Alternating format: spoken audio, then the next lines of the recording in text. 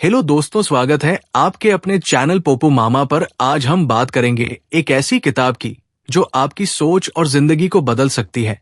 क्या आपने कभी सोचा है कि अमीर बनने और अपनी जिंदगी को अपनी शर्तों पर जीने का असली रास्ता क्या है? अगर हाँ, तो आज का वीडियो आपके लिए है।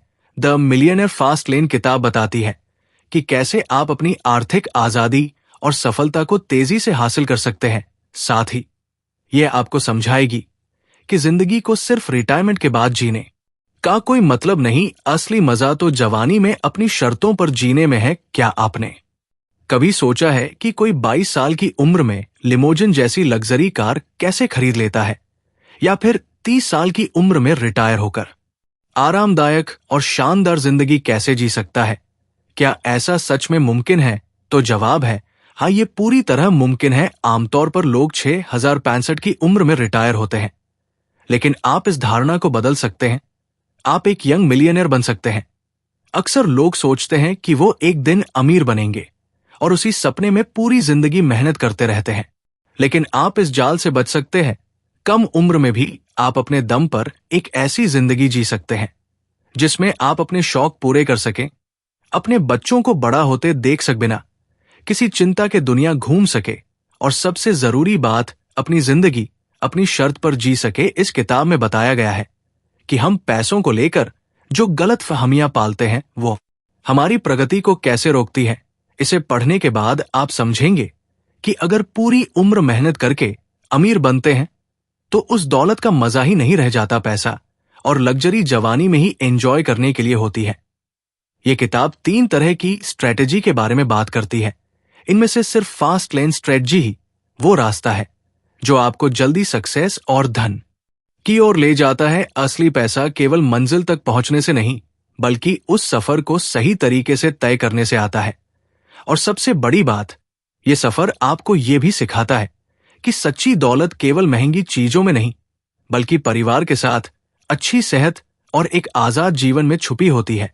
तो अगर आप कम उम्र में अमीर बनने का सपना देखते हैं और अपनी जिंदगी को बदलने के लिए तैयार हैं, तो आइए इस एक सफर की शुरुआत करते हैं। Chapter 1, the great deception. सदियों से हमें सिखाया गया है कि अमीर बनने का सीधा और सही तरीका यही है। एक अच्छी नौकरी ढूंढो, पैसे बचाओ, फिजूल खर्ची मत करो और म्यूचुअल फंड में पैसा इन्वेस्ट करो। ये सब करते रहो और एक दिन आप अमीर बन जाओगे। लेकिन सच्चाई यह है कि ऐसा करते करते आपकी जिंदगी के 253 साल कब निकल जाएंगे पता भी नहीं चलेगा।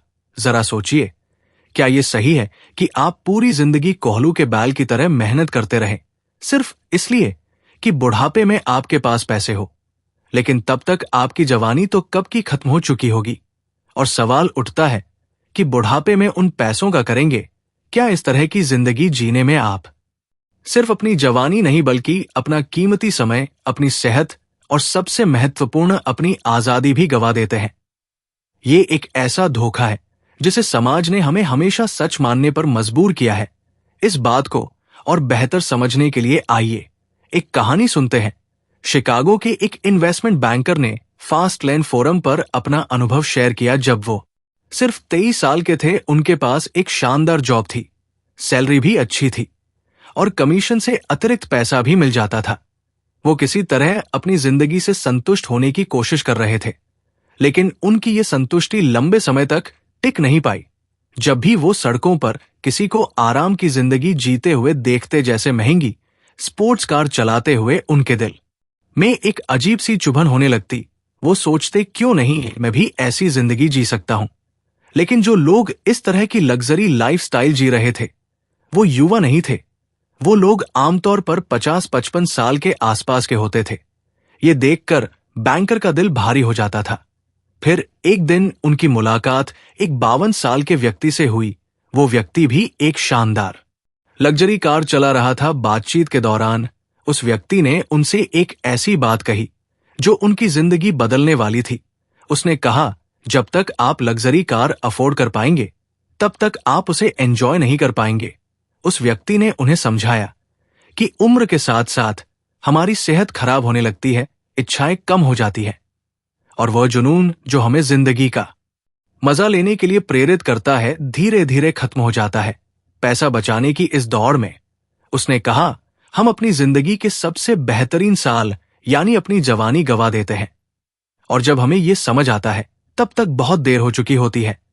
ये कहानी हमें एक गहरी सीख देती है, वो ये कि अगर आप भी उसी पारंपरिक सोच पर चलते रहे, जॉब, बचत और निवेश का चक्र, तो आप भी शायद 50-60 साल की उम्र में पहुंचने के बाद समझेंगे कि असल जिंदगी तो जवानी में खुलकर जीने का नाम है। डिसेप्शन हमें इस झूठी धारणा से बाहर निकलने का मौका देता है। ये हमें ये सोचने पर मजबूर करता है कि क्या हमारी जिंदगी का असली मकसद सिर्फ बुढ़ापे में पैसा इकट्ठा करना है, या फिर जवानी में अपनी जिंदगी का असली मजा लेना। अब आप सोचिए, क्या आप भी उसी पुरानी सोच को अपनाकर अपनी जवानी को दांव पर लगाना चाहते हैं, या फिर आप ऐसा रास्ता चुनेंगे जो आपको कम उम्र में ही अमीर और आजाद बना सके? यही वो सवाल है जो इस किताब के हर पन्ने पर आपको सोचने पर मजबूर करेगा। आने वाले चैप्टर्स में हम यही जानेंगे कि कैसे ये फास्ट लेन स्ट्रेटेजी आपकी सोच को बदल सकती है और आपको एक ऐसी जिंदगी की ओर ले जा सकती है जिसे आप खुलकर जी सके। Chapter 2, the road trip to wealth. दोस्तों, हम में से ज्यादातर लोग पैसे को सही मायने में समझ ही नहीं पाते। अक्सर ऐसा लगता है कि पैसा एक इवेंट है, कुछ ऐसा जो अचानक से होता है, जैसे लॉटरी लगना या कोई बड़ी डील फाइनल हो जाना। लेकिन सच तो ये है कि पैसा कमाना एक प्रोसेस है, एक लंबी यात्रा की तरह, और इस यात्रा में सिर्फ मंजिल पर ध्यान देना काफी नहीं है, बल्कि इस सफर का आनंद लेना भी जरूरी है। कल्पना कीजिए कि आपकी मंजिल आपका सपना है, आपका वह बड़ा इवेंट जब आप अमीर बन जाते हैं। लेकिन उस इवेंट तक पहुंचने के लिए जो रास्ता तय करना होता है, वही असली जर्नी है। इस जर्नी में आपको अपने हर कद, हर छोटे बड़े फैसले पर ध्यान देना होगा, क्योंकि यही आपको आपकी मंजिल तक पहुंचाएंगे। अब इस यात्रा को समझने के लिए हमें 3 चीजों की जरूरत पड़ती है। पहली है आपकी कार, जो असल में आप खुद है। आप ही तय करते हैं कि आपको किस दिशा में जाना है। दूसरी है आपका रूट, यानी वह रास्ता जिसे आप अपनी मंजिल तक पहुंचने के लिए चुनते हैं। और तीसरी है आपकी स्पीड, यानी आप अपने सपनों को पूरा करने के लिए कितनी जल्दी और मेहनत से कदम उठाते हैं। इस किताब के लेखक एम.जे.डे. मार्को ने अपनी जिंदगी से एक बहुत रोचक किस्सा साझा किया है। एक बार वो अपने दोस्तों के साथ शिकागो से साउथ फ्लोरिडा रोड ट्रिप पर निकले।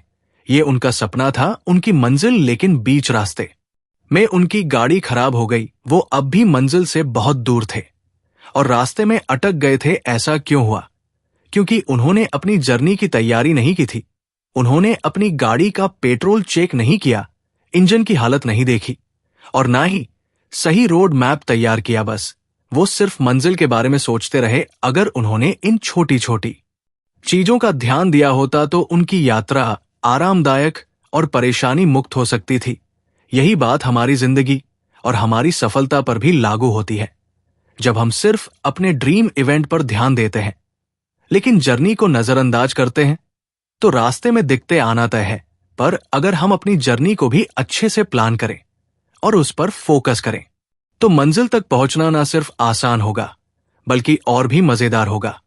अब सोचिए कि एक दिन आप पढ़ते हैं कि किसी ने अपनी कंपनी को $30 मिलियन में बेच दिया। ये खबर सबका ध्यान खींचती है। ये एक इवेंट है और हर कोई इसकी तारीफ करता है। लेकिन क्या आपने कभी सोचा है कि उस इंसान ने इस सफलता के लिए कितनी मेहनत की होगी? उसने कितनी रातें बिना सो बिताई होंगी, अपनी एनर्जी और समय उस काम में लगाया होगा। सिर्फ इवेंट पर फोकस करना आसान है, लेकिन इसके पीछे का संघर्ष, व लंबा सफर कोई नहीं देखता। यही बात एक एथलीट की कहानी में भी दिखती है। जब कोई एथलीट प्रोफेशनल बास्केटबॉल के लिए $50 मिलियन का कॉन्ट्रैक्ट साइन करता है, तो हर कोई उसकी सफलता की तारीफ करता है। लेकिन क्या वो उस पल ही अमीर हो जाता है? नहीं, उसने अपने खेल को बेहतर बनाने के लिए घंटों प्रैक्टिस की होगी। उसने ना जाने कितनी बार हार का सामना किया होगा, चोटें सही होंगी और शायद कई बार सर्जरी भी करवानी पड़ी होगी। उसकी जर्नी संघर्षों से भरी रही होगी। हर बार गिरने के बाद उठने की हिम्मत ही उसे उस मुकाम तक ले गई होगी। इसी तरह अगर आप कुकीज बनाना चाहते हैं, तो क्या होगा अगर आप सिर्फ आटा और चीनी को एक साथ मिला दें और सोचें कि कुकीज अपने आप तैयार हो जाएंगी? ऐसा नहीं होता। कुकीज बनाने के लिए हर सामग्री को सही मात्रा में मिलाना पड़ता है और हर स्टेप को सही तरीके से फॉलो करना होता है। अगर कोई एक चीज भी छूट जाए तो रेसिपी खराब हो जाती है। सक्सेस भी एक रेसिपी की तरह है। अगर आप इस रेसिपी के हर इंग्रेडिएंट्स की मंजिल जितनी जरूरी है उतना ही जरूरी है उस सफर का हर पल अपनी जर्नी को एंजॉय कीजिए, हर अनुभव से सीखिए और एक दिन आप अपनी मंजिल तक जरूर पहुंचेंगे। Chapter 3 the side walk road map. चलिए अब बात करते हैं साइड वॉक रोड मैप की। ये वही रास्ता है जो इंसान को फाइनेंशियल स्ट्रगल और गरीबी की ओर ले जाता है। एमजे ने इसे फॉलो करने वालों को साइड वॉकर्स कहा है। ये वो लोग होते हैं जिनकी जिंदगी में कोई फाइनेंशियल प्लानिंग नहीं होती। उनकी इनकम का बड़ा हिस्सा रोजमर्रा के खर्चों और कई बार अननेसेसरी लग्जरीज में चला जाता है। कल के बारे में सोचना या कोई सेविंग्स करना उनके लिए प्रायोरिटी नहीं होती और यही कारण है कि वे अक्सर पे चेक की जिंदगी जीते हैं। साइड वॉकर्स के दो टाइप्स होते हैं, इनकम पुअर और इनकम रिच। दोनों ही फाइनेंशियल इंस्टेबिलिटी का सामना करते हैं। रिसर्च बताती है कि करीब 66 पर अमेरिकन इस कैटेगरी में आते हैं। इनकी नेटवर्थ या तो जीरो होती है या नेगेटिव। इनके पास सेविंग्स नहीं होती और अक्सर ये भारी कर्ज में डूबे रहते हैं, जिसमें कार लोन्स, होम लोन्स और पर्सनल लोन्स शामिल हैं। लेकिन फिर भी इनके घरों में आपको लेटेस्ट फ्लैट स्क्रीन टीवीज, महंगे स्मार्टफोन्स और हाई एंड गैजेट्स देखने को मिलेंगे। ये चीजें जरूरी नहीं है, ये सिर्फ शौक है। इनकम पुअर साइड वॉकर्स ना तो अपनी रिटायरमेंट के लिए कुछ बचाते हैं और ना किसी फाइनेंशियल इमरजेंसी का इंतजाम करते हैं। उनका पैसा सिर्फ शो ऑफ और मोमेंटरी प्लेजर्स पर खर्च हो जाता है। ये रास्ता ना सिर्फ अनसेफ है, बल्कि जब भी जिंदगी में कोई झटका लगता है तो ये लोग पूरी तरह टूट जाते हैं। एक जॉब लॉस, इंटरेस्ट रेट्स में अचानक बढ़ोतरी, मेडिकल इमरजेंसीज या ग्लोबल रिसेशन, इन झटकों से उभरने का कोई तरीका इनके पास नहीं होता। ये वैसा ही है जैसे आपके पास एक ब्रांड न्यू लग्जरी कार हो लेकिन हेल्थ इंश्योरेंस नहीं। अब बात करें इनकम रिच साइड वॉकर्स की। एक बार एक रैपर था जिसने 3 साल में 2 हिट गाने दिए और रातों रात मशहूर हो गया, लेकिन कुछ ही समय में वो दिवालिया हो गया। सोचिए, वो हर महीने 4 मिलियन कमा रहा था, लेकिन पुअर मनी मैनेजमेंट के कारण उसकी फाइनेंशियल कंडीशन बर्बाद हो गई। ऐसे कई फेमस एक्टर्स और म्यूजिशियंस जो अपनी लाइफस्टाइल मेंटेन करने के लिए बड़ी रकम खर्च करते हैं। डिजाइनर कपड़े, लैविश मैंशंस, लग्जरी कार्स, ये सब मेंटेन करना सस्ता नहीं होता। बाहर से ये जिंदगी ग्लैमर्स लगती है, लेकिन इसके पीछे का खर्च और स्ट्रेस कोई नहीं देखता। इनकम रिच साइड वॉकर जितना कमाते हैं उससे ज्यादा खर्च करते हैं। मान लीजिए वो हर महीने $50 कमाते हैं तो उनका खर्च कम से डॉलर होता है।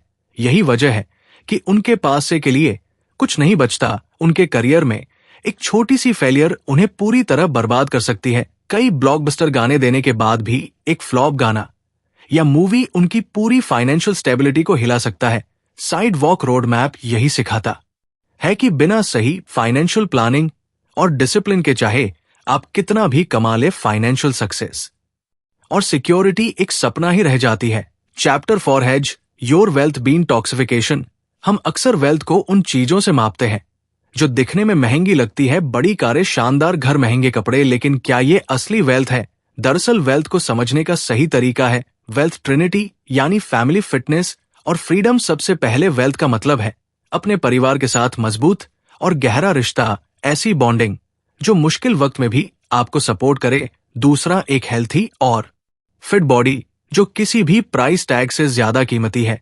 और तीसरा, फ्रीडम, यानी अपने तरीके से जिंदगी जीने की आजादी, चाहे वो अपने डिसीजन लेना हो या अपने सपनों को फॉलो करना। लेकिन पैसे भी 2 तरह के होते हैं, असली और नकली। आर्टिफिशियल नकली पैसे का मतलब है ऐसा दिखावा जो असली पैसे को बर्बाद कर देता है। एक कहानी से इसे समझते हैं।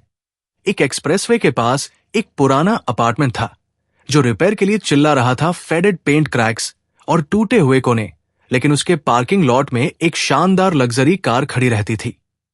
एमजे, जो अक्सर वहां से जिम जाते थे, सोचते थे कि उस कार का ओनर कितना अमीर होगा। अगर वो $600 की कार अफोर्ड कर सकता है तो क्या वह इस जर्जर अपार्टमेंट में क्यों रहता है? असलियत यह थी कि कार का मालिक दौलतमंद नहीं था, वो बस अमीर दिखने की कोशिश कर रहा था। यह है आर्टिफिशियल वेल्थ, जब आप वाकई में पैसे वाले नहीं होते, लेकिन पैसे वाले होने का भ्रम पैदा करते हैं। एक और कहानी सुनते हैं। हेनरी सू कार्नो, जो एक बड़ी फार्मास्यूटिकल कंपनी में काम करता था, उसका सैलरी पैकेज बहुत अच्छा था।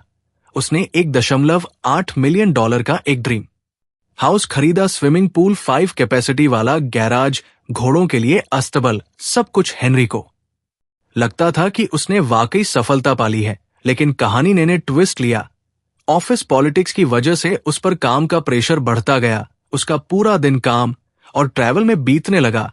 उसने घर इसलिए खरीदा था कि वो इसे एंजॉय करेगा, लेकिन रियलिटी ये थी कि उसे इस घर को अफोर्ड करने के लिए अपनी जिंदगी का हर पल कुर्बान करना पड़ा। इसका असर उसकी फैमिली लाइफ और हेल्थ पर पड़ा।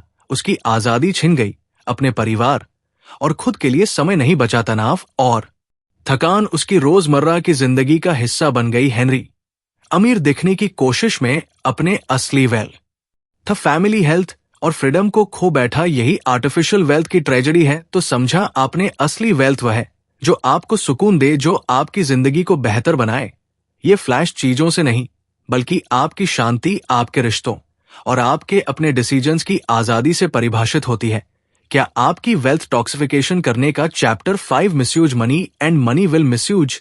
यूं हमने अक्सर देखा है कि जब इंसान के पास ज्यादा पैसा आता है तो उसके खर्चे और कर्ज भी उसी रफ्तार से बढ़ने लगते हैं। जितना ज्यादा आप कमाते हैं, उतना ही ज्यादा खर्च करने लगते हैं। नतीजा ये होता है कि आप उस कर्ज को चुकाने के लिए दिन रात काम में जुड़ जाते हैं।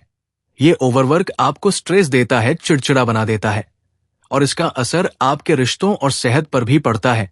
यही वजह है कि लोग कहते हैं मनी कांट बाय हैप्पीनेस। पैसा आपकी जिंदगी को आसान बना सकता है, लेकिन जरूरी नहीं कि वह इसे खुशहाल भी बना सके। असली खुशी तब आती है जब पैसा आपके साथ आजादी भी लेकर आता है। इसलिए पैसे का इस्तेमाल सिर्फ अपनी इच्छाओं को पूरा करने के लिए नहीं होना चाहिए। अगर आप पैसे का सही इस्तेमाल नहीं करते तो यह आपको नुकसान पहुंचा सकता है। एमजे ने ग्रेजुएशन के बाद एक कंस्ट्रक्शन साइट पर काम शुरू किया। काम काफी थकाने वाला था, लेकिन सैलरी अच्छी थी। उन्हें रोजाना साइट तक पहुंचने के लिए ट्रैफिक का सामना करना पड़ता था। काम मुश्किल था, लेकिन ज्यादा पैसे कमाने के लालच में एमजे इसे करते रहे। कुछ समय बाद एमजे ने अपनी सेविंग से एक अच्छी रकम इकट्ठी कर ली। खुद को अमीर मानते हुए उन्होंने अपना रहन सहन ऊंचा करने का फैसला किया और एक महंगी स्पोर्ट्स कार खरीद ली। उन्हें लगा कि ये कार उनके अमीर होने का स्टेटस सिंबल है। हालांकि कुछ समय बाद एमजे का काम से मन उचट लगा। काम अब और थका देने वाला लगने लगा, लेकिन वो मजबूर थे। खर्चे इतने बढ़ चुके थे कि चाहकर भी वो नौकरी नहीं छोड़ सकते थे। धीरे धीरे उन्हें एहसास हुआ कि उनकी स्पोर्ट्स कार कोई स्टेटस सिंबल नहीं थी, बल्कि एक ऐसा बोझ बन गई थी जिसने उनकी शांति छीन ली थी। एक शख्स लोगों को ब्लैकमेल करके सालाना 24,000 कमाता था। दिखने में वो अमीर लग रहा था, लेकिन असलियत कुछ और ही थी। उसने अपनी बीवी को छोड़ दिया था और कोर्ट के ऑर्डर की वजह से उसे हर महीने $2,000 देना पड़ता था। इसके अलावा उसके ऊपर कई तरह के लोन भी थे। उसने सोचा था कि पैसों से फ्रीडम और खुशी खरीदी जा सकती है, लेकिन ऐसा नहीं हुआ। उसने पैसे का गलत इस्तेमाल किया और अब वही पैसा उसे गलत रास्ते पर धकेल रहा था। ब्लैकमेलिंग से कमाया हुआ पैसा उसकी खुशी खरीदने में नाकाम रहा। धीरे धीरे उसे एहसास हुआ कि कर्ज ने उसे पैसों का गुलाम बना दिया था और वह उस गुलामी से आजादी चाहता था। इन दोनों कहानियों का यही सबक है। अगर आप पैसे का सही इस्तेमाल नहीं करेंगे तो पैसा आपको कर्ज और दुख के जाल में फंसा देगा। पैसा केवल तब तक मददगार है जब आप इसे समझदारी से इस्तेमाल करें। Chapter 6 wealth demands accountability. क्या आपने कभी हिच हाइकिंग के बारे में सुना है? हिच हाइकिंग मतलब होता है सफर के दौरान दूसरों से लिफ्ट मांगकर आगे बढ़ना। ये एक रिस्की और अनिश्चित अनुभव हो सकता है, लेकिन ये सिर्फ सफर तक ही सीमित नहीं है। कई लोग अपनी जिंदगी और फाइनेंशियल प्लान में भी कुछ ऐसा ही करते हैं। वे अपनी फाइनेंशियल डिसीजंस का कंट्रोल दूसरों को दे देते हैं। इसका नतीजा ये होता है कि वे हेल्पलेस और दूसरों पर कंप्लीटली डिपेंडेंट हो जाते हैं। इससे बच का सिर्फ एक तरीका है, रिस्पॉन्सिबिलिटी लेना। इसका मतलब है कि आप अपनी गलतियों को खुले दिल से स्वीकार करें और उनसे सीखें और सबसे जरूरी बात वही, मिस्टेक बार बार ना दोहराएं। एमजे अपनी एक दोस्त के साथ एक दिन रेस्टोरेंट में डिनर कर रहे थे। उस दोस्त ने बताया कि उसका आइडेंटिटी कार्ड खो गया है और वो इस बात से बेहद परेशान थी। जब एमजे ने उससे पूछा कि ये कैसे हुआ तो उसने बताया कि मेक्सिको के एक रेस्टोरेंट में उसका पर्स चोरी हो गया था। उस पर्स में आइडेंटिटी कार्ड के साथ साथ कई जरूरी डॉक्यूमेंट भी थे। उसने कहा कि पर्स टेबल पर रखा हुआ था और अचानक कोई आया और पर्स लेकर भाग गया। अब सोचने वाली बात यह है कि गलती किसकी थी। जाहिर है ये उसकी अपनी गलती थी। वो जानती थी कि उसके पर्स में इंपॉर्टेंट पेपर्स है, फिर भी उसने उसे केयरलेस वीडियो बार नहीं था। जब उसका पर्स चोरी हुआ, अपनी गलती को समझकर सुधारने के बजाय उसने वही गलती फिर से दोहराई। यही असली प्रॉब्लम है। वो खुद को एक विक्टिम बना रही थी बजाय इसके कि वो अपनी जिम्मेदारी लेती और अपनी हैबिट्स बदलती। अकाउंटेबिलिटी का मतलब है अपने एक्शंस की ओनरशिप लेना। जब आप अपनी जिंदगी और वेल्थ को लेकर रिस्पॉन्सिबल बनते हैं, तभी आप अपनी गलतियों से सीख सकते हैं और आगे बढ़ सकते हैं। वेल्थ कभी भी उन लोगों के पास नहीं टिकती जो दूसरों पर निर्भर रहते हैं। ये सिर्फ उन्हीं को मिलती है जो अपनी लाइफ और फाइनेंशियल डिसीजंस का कंट्रोल अपने हाथों में रखते हैं। इसलिए ये वक्त है अपनी जिंदगी और डिसीजंस की पूरी अकाउंटेबिलिटी लेने का। तभी आप अपने गोल्स को अचीव कर पाएंगे और अपनी वेल्थ को सस्टेनेबली ग्रो कर पाएंगे। चैप्टर 7 दला you've been sold the slow lane slow lanes sidewalker से थोड़ा बेहतर होते हैं। साइड वॉकर वो लोग होते हैं जो सिर्फ आज में जीते हैं। ना उन्हें आने वाले कल की परवाह होती है, ना कोई प्लानिंग और जिम्मेदारी तो दूर की बात है। वही स्लो लेनर अपनी गलतियों को एक्सेप्ट करते हैं और उन्हें दोहराने से बचने की कोशिश करते हैं। लेकिन स्लोन का फंडामेंटल प्रॉब्लम यह है कि ये लोग एक बेहतर फ्यूचर की उम्मीद में अपना आज पूरी तरह सैक्रिफाइस कर देते हैं। स्लो लर्नर्स का मानना है कि दिन रात मेहनत करो से बचाओ। और एक दिन फाइनेंशियली एक्सप्रेस हमेशा सोचता था कि एक दिन वो बहुत पैसा कमाए। इस सपने को सच करने के लिए उसने कई फाइनेंस बुक्स पढ़ी, लेकिन हर जगह वही पुरानी एडवाइस थी, अच्छी नौकरी करो, पैसे सेव करो, खर्चे कम करो और एक दिन अमीर बन जाओगे। जो ने इन टिप्स को फॉलो किया, उसने लॉ की पढ़ाई की और एक बड़ी लॉ फर्म में जॉब करने लगा। काम में इतना व्यस्त हो गया कि परिवार और दोस्तों के लिए वक्त ही नहीं बचा। मंडे से फ्राइडे वो ऑफिस में जुटा रहता और वीकेंड्स पर भी काम करता ताकि अगले हफ्ते की तैयारी कर सके। 12 साल की मेहनत के बाद जो अपनी जॉब से थकने लगा, लेकिन उसे वहां बने रहना पड़ा क्योंकि उसे भरोसा दिलाया गया था कि जल्दी ही उसे प्रमोशन मिलेगा और उसकी लाइफ बदल जाएगी। इस उम्मीद में उसने जॉब जारी रखी, अमीर बनने का सपना देखते हुए। फिर एक दिन अचानक हार्ट अटैक से जो कि मौत हो गई। वो सिर्फ 51 साल का था। जो ने अपनी पूरी जवानी स्लोन के रोड मैप पर चलते हुए बर्बाद कर दी। उसने ना तो अपने परिवार के साथ वक्त बिताया, ना अपनी लाइफ को एंजॉय किया। वो हमेशा फ्यूचर के लिए पैसे बचाने और अमीर बनने की रेस में इतना खो गया कि वो उस फ्यूचर तक पहुंच ही नहीं पाया। ये कहानी हमें बताती है कि स्लोले कितना खतरनाक झूठ है। ये हमें सिखाता है कि सिर्फ फ्यूचर की सोच में अपना आज कुर्बान करना सही रास्ता नहीं है। जिंदगी को बैलेंस करना और उसका हर पल जीना जरूरी है। Chapter 8 wealth shortcut the fast lane. अब तक हमने देखा कि साइड वॉक और स्लो लेन जैसे रोड मैप्स में आपको अपनी जवानी या रिटायरमेंट में से एक को सैक्रिफाइस करना पड़ता है। लेकिन क्या हो अगर आपको दोनों को एंजॉय करने का मौका मिले? यही फर्स्ट लेन का कमाल है। फर्स्ट लेन एक ऐसा विकल्प है जहां आप अपनी जवानी भी जी सकते हैं और बुढ़ापे का आनंद भी ले सकते हैं। इस रास्ते पर चलकर आप छोटी उम्र में ही मिलियनेयर बन सकते हैं। लेकिन याद रखें, यहां आपको मेहनत तो करनी ही होगी। फर्क यह है कि आपको सालों साल इंतजार नहीं करना पड़ेगा, बल्कि आपकी मेहनत का रिजल्ट जल्दी दिखने लगेगा। अब इसे समझने के लिए एक दिलचस्प कहानी सुनते हैं। पुराने मिस्र में एक राजा के 2 भतीजे थे, चुमा और अजूर। दोनों 18 साल के थे। एक दिन राजा ने उन्हें एक पिरामिड बनाने का काम सौंपा और वादा किया कि जो पहले इसे पूरा करेगा उसे राजा का ताज और अपार धन दिया जाएगा। अजूर ने तुरंत पत्थरों को उठाकर उन्हें स्क्वायर शेप में रखना शुरू कर दिया। पिरामिड का बेस तैयार करने में उसे 1 साल लग गया, दूसरी तरफ चुमा का प्लॉट अब तक खाली था। उसने ना तो कोई पत्थर उठाया और ना ही कोई काम शुरू किया। चुमा दरअसल एक खास डिवाइस बनाने में बिजी था। वो एक ऐसी लिफ्टिंग मशीन तैयार कर रहा था जो उसका काम आसान बना सके। उधर अजूर ने अपनी ताकत बढ़ाने के लिए एक ट्रेनर से मदद लेनी शुरू कर दी। लेकिन जैसे जैसे उसका काम बढ़ता गया वो थकान और समय की कमी से जूझने लगा। इस बीच चुमा ने अपनी लिफ्टिंग मशीन तैयार कर ली।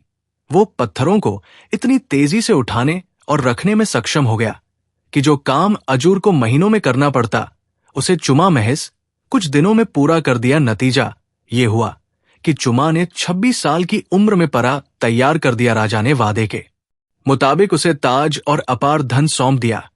इतनी कम उम्र में वो इतना अमीर बन गया कि उसे जिंदगी में दोबारा कभी काम करने की जरूरत नहीं पड़ी। दूसरी ओर अजूर ने पूरी लगन और मेहनत से काम किया, लेकिन वो स्लोन पर था। उसकी मेहनत में समय और ताकत ज्यादा लगी, जबकि चुमा ने फर्स्ट लेन अपनाया और अपनी अक्लमंदी से जल्दी सफलता पाली। इस कहानी से ये मा आता है कि फास्ट लेन आपको सिर्फ कड़ी मेहनत नहीं बल्कि स्मार्ट वर्क के जरिए जल्दी और बेहतर रिजल्ट देता है। कम उम्र में सफलता पाने और जिंदगी को खुलकर जीने का यही रास्ता है। तो दोस्तों, द मिलियनेयर फास्ट लेन हमें एक बहुत ही खास सबक सिखाती है। अगर हम चाहते हैं कि हमारी जिंदगी में सच में बदलाव आए तो हमें अपने सोचने और काम करने के तरीके को बदलना होगा। ये किताब हमें बताती है कि अमीर बनने का सही रास्ता साइड वॉक और स्लो लेन से हटकर फर्स्ट लेन में छिपा है। फास्ट लेन का मतलब सिर्फ पैसा कमाना नहीं है, बल्कि एक ऐसी जिंदगी जीना है जो हमें खुशी, आजादी और संतुष्टि दे। ये हमें सिखाती है कि समय सबसे बड़ी दौलत है और इसे यूं ही बर्बाद करने की बजाय हमें इसे अपनी शर्तों पर जीना चाहिए। इस सफर में मेहनत और जोखिम जरूर होते हैं, लेकिन यह भी सच है कि सही दिशा में की गई मेहनत आपको कम उम्र में ही वो जिंदगी दे सकती है जिसका आपने हमेशा सपना देखा है। द मिलियनेयर फास्ट लेन ये भी बताती है कि सच्ची दौलत सिर्फ बैंक बैलेंस में नहीं, बल्कि आपके पास होने वाले समय, आपकी हेल्थ और आपके अपनों के साथ बिताए गए पलों में छिपी है। तो अगर आप भी अपनी जिंदगी की स्टीयरिंग अपने हाथ में लेना चाहते हैं और अपने सपनों को सच करना चाहते हैं, तो फर्स्ट लेन की सोच को अपनाएं। ये किताब एक गाइड है जो आपको एक बेहतर और तेज रास्ता दिखाती है। आइए अपनी जिंदगी को सिर्फ जीने के लिए मत बिताएं, इसे पूरी तरह से एंजॉय करने के लिए तैयार हो जाइए। मिलते हैं अगली वीडियो में। अगर ये निष्कर्ष आपको प्रेरित करता है